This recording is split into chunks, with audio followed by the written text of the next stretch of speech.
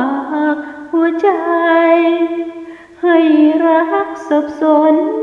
ให้ความจนวิ่งชนเรื่อยไปช่างเถอะชีวิตไม่คิดเรียกร้องจากใครขอสิทธิ์แค่เพียงร้องไห้ระบายความช้ำบางคราว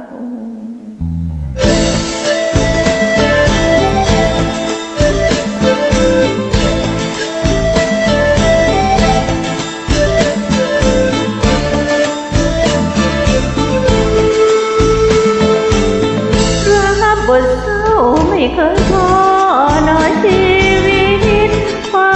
ลิขิตหรือกรรมแต่ปางไหนจึงซ้ำเติมสาวบ้านนาผู้มาไกลให้หัวใจเจ็บจนมีน้ำตาการศึกษาจบลงตรงตอนเดิม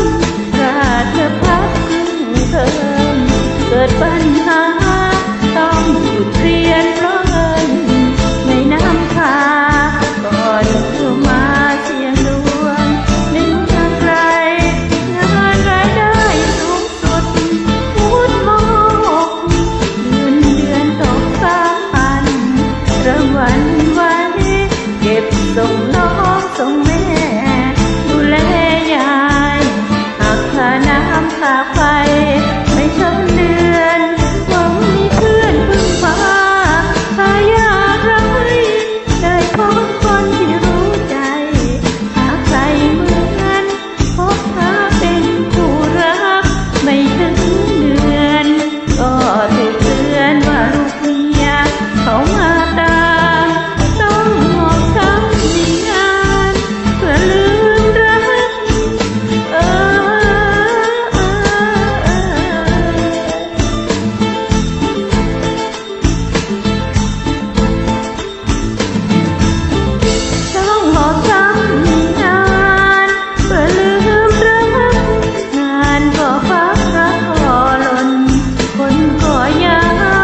จากวันนั้นเป็นต้นมา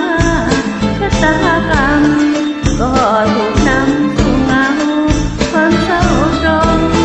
ความหวังล้มจมเรื่องงานที่การรัก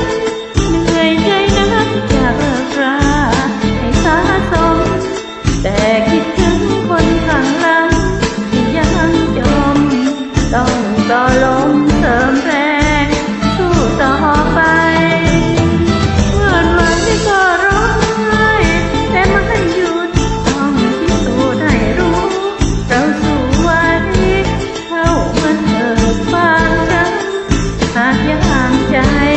เคยเจ็บมาเท่าไรยังหยัดยืนถอนคืนน้ำตาหันหน้าสู้ถึงจะรู้ดวงไม่พอก็จะฟื้นไม่ร้องขอโชคชะตาจากฟ้าคืนแต่จะยืนสู้ไปเท่าแรงพอ